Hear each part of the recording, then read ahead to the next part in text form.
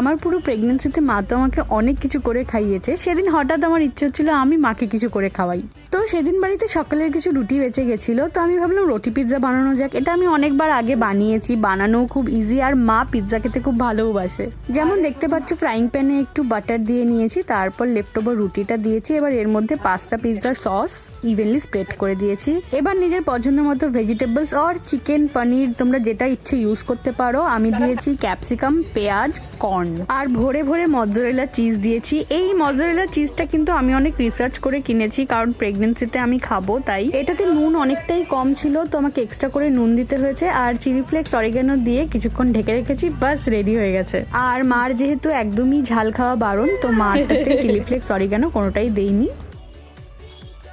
মার তো খুবই ভালো লেগেছে, তো মার খাওয়া হলে আমিও একটা নিয়েছি। আর চিজ পুলটা দেখো জাস্ট, এটা খেতে কিন্তু দারুণ হয়, একদম থিন ক্রাস্ট পিৎজার মতো লাগে। যারা আমাকে আগে থেকে ফলো করো তারা আমাকে এটা অনেকবার বানাতে দেখেছো। তো চলো টাটা, নেক্সট ভিডিওতে দেখা হবে।